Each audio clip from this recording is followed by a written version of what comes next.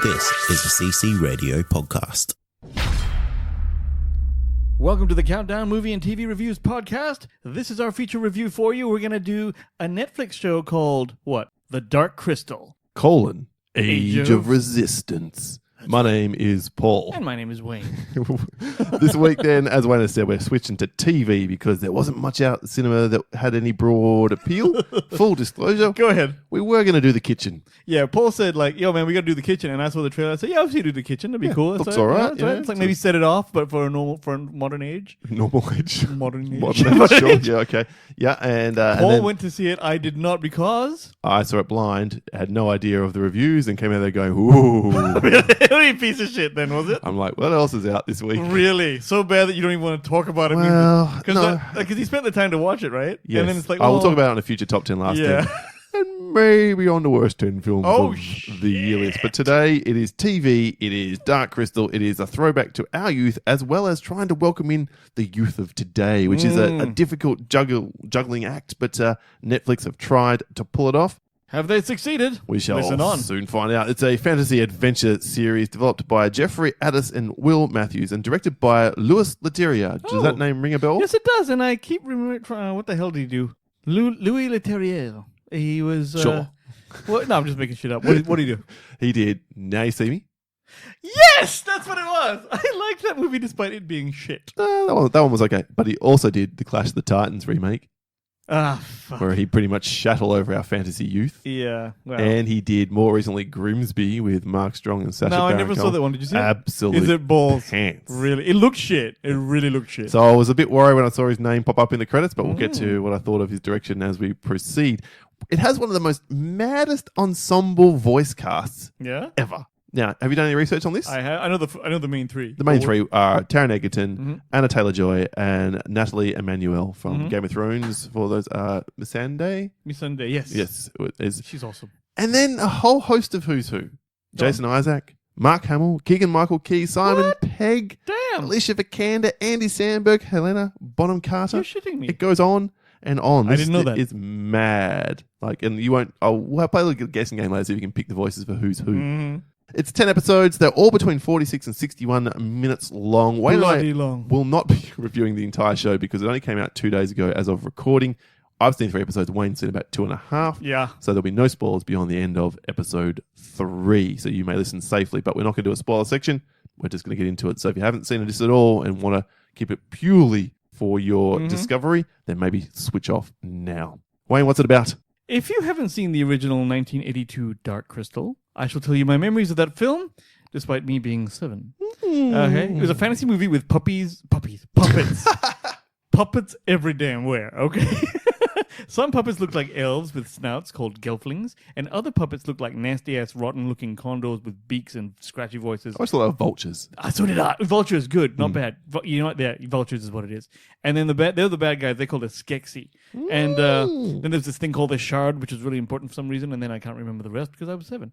So Have you never seen it since? No, but I'll tell you what I remember It's about on it. Netflix. I rewatched it in prep for this. Really? Not this episode, but for watching the show. You know the things with the long arms that they ride on? Yep. I had to have crutches when I was in year 10, like for about a few months. Yep. And everyone compared me to one of those things.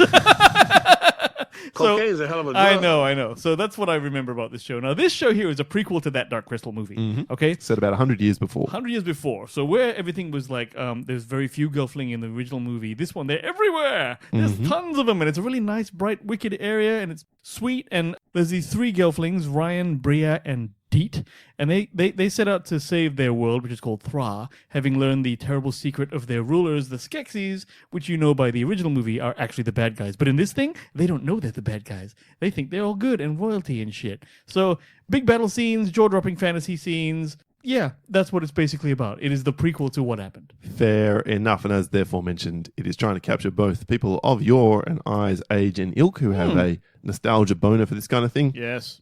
As well as the youth of today who might be interested in some old school puppetry mixed and augmented with the occasional bit of CGI, which is very different and really different. Visually, if I might start here, Please. very, very visually arresting. This series looks beautiful. Beautiful. Really beautiful. And in a way, because initially I was like, ooh, there's all these sweeping like CGI shots through the thing, which is gorgeous. I was sitting there going, and some of them I was like, is that CGI good or is it not good? Turns out it is good. It's whatever it is. The entire thing looks uniform and I don't know. It's a real clever aesthetic. Execution very, very good. Yeah, I think it's technically marvelous, this show. Like, the largely practical effects really bring things to life. That is what is different about this. And then you get the augmentation of the backgrounds and the CGI, and occasionally where the characters move when you're further out from a distance, it becomes a bit of CGI type thing, which works as well. I think it's okay once you if you can forget that you're watching puppets, right? Which I don't know that I did, but then again, I'm an old man. I think it'd be easier for you to forget puppets than it will be for the new age where we don't see a lot of this kind of thing anymore. That's actually probably true. I think the execution of using the old-fashioned puppets with like just like you said, CGI touches here and there, that is really perfect. Because if you look at the old movie and you see this one, you can see it's the same aesthetic, but it is better now because they've got better like tech to do it. Of course. 37 years later, it should be better. Totally, but it's not so new looking that it's like the later seasons of Red Dwarf where it's just completely different. Do you know what I mean? They haven't on purpose done that, and it made it a little bit better, but good enough that you can recognize it. One thing they actually have massively improved on is the speed at which the puppets move. Really? In the original Dark Crystal, which I recently rewatched, it's only like 90 minutes long. Feels like 2.5 hours, that film. Because whenever the characters are moving, they're kind of in that very marionette kind of, everything's very deliberate, slow kind of way. Whereas this one is a lot more fluid. So either the puppetry's gotten better or they're augmenting it again with CGI in some ways. That you mention it, I think I do. Are you talking about the Skeksis? All of them. Skeksis, the Mystics, which we haven't seen in the show at this particular point anyway. Even the Gelflings, when they in that original film, everything's very ploddingly paced, very deliberate, very slow. I remember when the Dark Crystal original one came out, that was like Jim Henson throwing up in the faces of his fans. A little bit.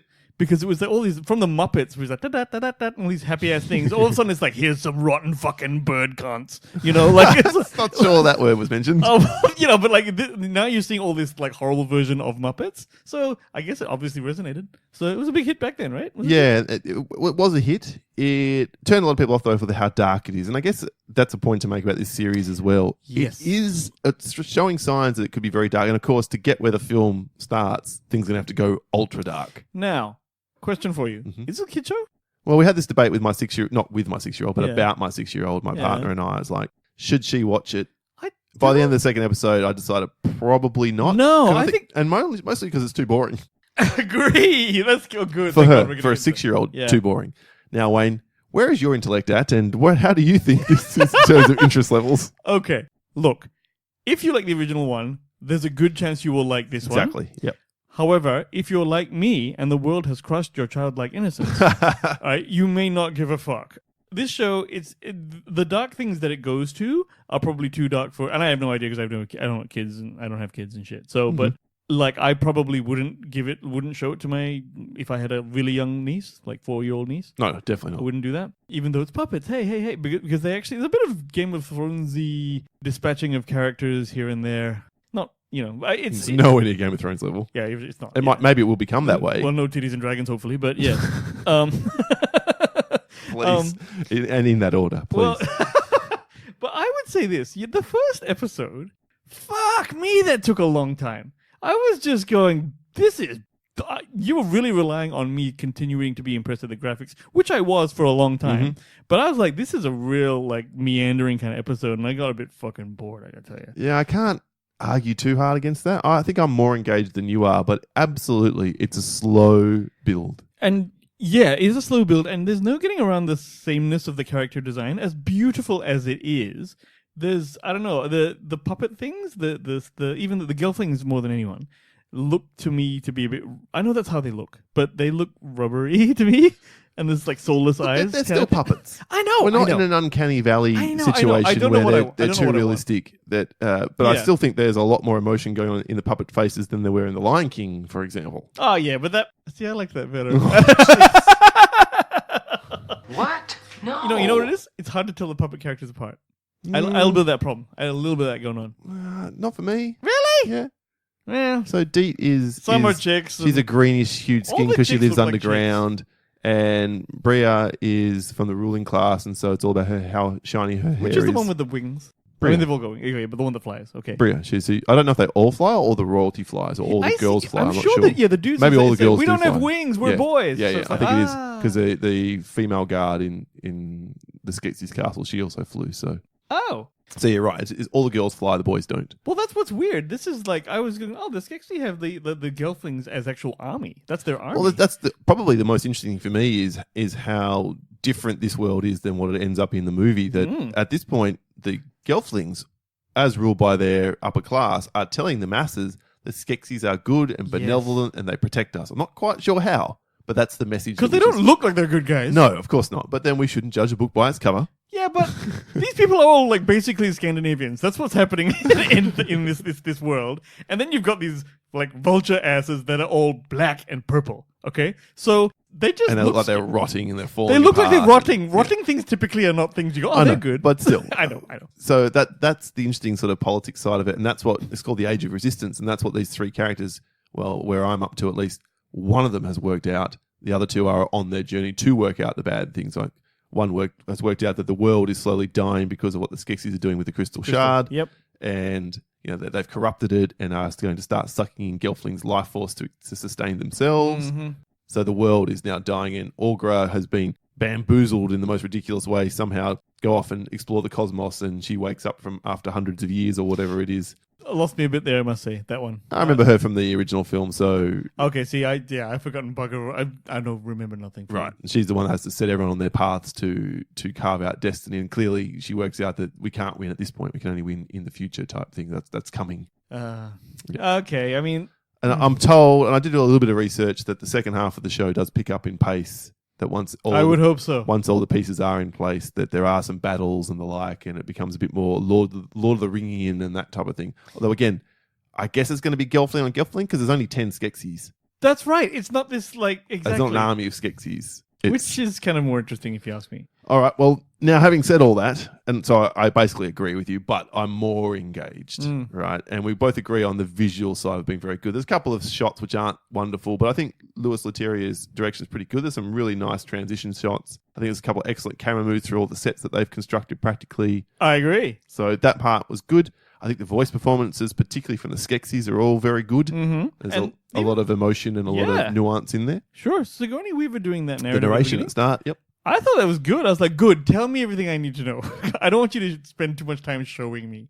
Just tell me that what I need to know before you show me the cool shit that goes on. The great irony then is we spend, where I'm up to 3 hours sort of slowly progressing the plot forward. That's my biggest problem with this is the pace and the fact that it is beautiful, but now it's like Avatar. It's like this is amazing. You better give me a story now.